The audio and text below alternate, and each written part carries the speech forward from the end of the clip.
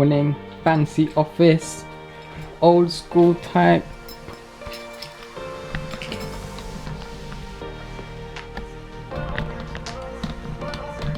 It is very early, as you can probably tell by the color of the screen. The lights are not even on, and I'm here to teach you one very good tip with Premiere Pro that will absolutely blow your mind.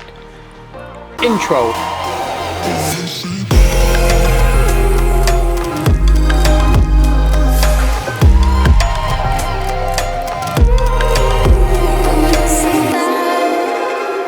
Clean desk. Okay, so I'm gonna teach you one tip within Premiere Pro. I forgot my rings, by the way. We're gonna have to do without it. I'm gonna teach you one tip within Premiere Pro that will absolutely blow your mind. If you've made a vlog or a tutorial and stuff like that, you go back to color grading. This tip is something to do with color grading, and I learned this over the past a few days and into a week or two, and it absolutely blew my mind because it saved me a lot of time. That's what I'm going to teach you today. For now, this desk is a little bit too clean, so let's go ahead and set it all up with the MacBook and all the rest of the stuff, because it's a bit too clean at the moment.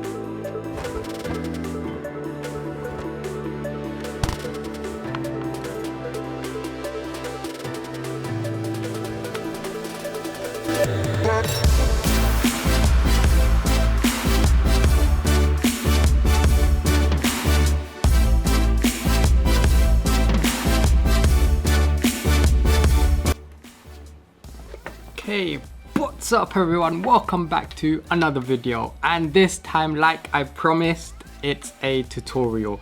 What I'm going to show you today is something really interesting and really good that will save you a lot of time in Premiere Pro. So whether it be a drone footage, whether it's a tutorial, whether it's a vlog, often when you have made these videos, you have often acknowledged afterwards when you put your clips, when you put your video onto the timeline, that when you're doing often a vlog, because it's different time of the day, the light seems to be changing, and therefore when it comes to color grading, that could be a real trouble. Now I found a way that Adobe helps you to put that into ease. When we are doing these clips, when we're doing these videos, when we're doing these vlogs, photographs, or whatever we're doing, we want to put it on our grid as soon as possible. Time is money, and that is number one. Here we are, we're gonna dive into Premiere Pro, and we're gonna get on with this, and I'm gonna show you this very good tip that will blow your mind. I tried it over the past few days, maybe into a week, and it saved me a lot of time. So that's what I'm gonna show you today. Okay, so here I've put together a few clips from Ghost Town. Jokes. It's London. As you know, I live in London. So I went to central London the other day, and I got some clips on a very overcast sort of day, and certain time of the day it was quite bright. We are experiencing very high level of heat here in UK these days. So I went there and I got some 120 footage. As you know, I love 120, so I got some slow footage of 120p of Thames River and central London and some other areas of it. So as you can see here, this is a clip of the Thames River with some boats and stuff like that. Okay, so here's our first thing to do. We need to find a clip that looks the best in terms of color grading. Okay, so what you want to do here is come over to reference, make sure that the clip that you want as your first copy is selected, and using this timeline here, you can actually move this around to make sure that it is on the right one. So here is something that I like, and we're going to keep this as our reference.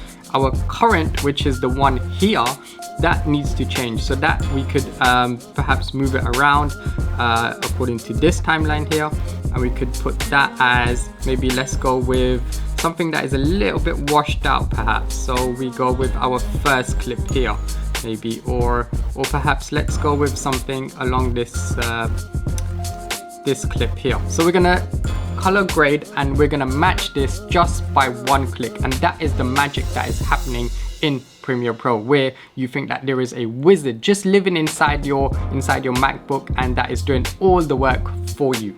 So all you're going to do is just make sure that the current clip is attached to this. You're going to click on that one and you're going to come over here where it says apply match. Make sure that the face detection is clicked on.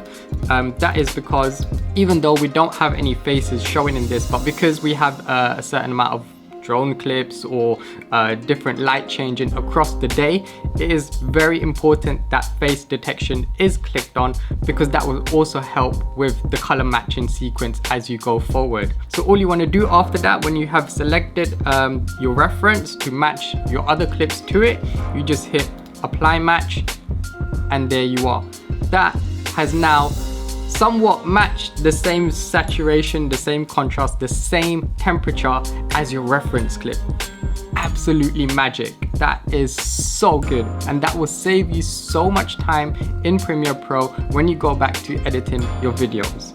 Okay, so that's it from me from this video. I hope you like this tutorial of me teaching you something for Premiere Pro.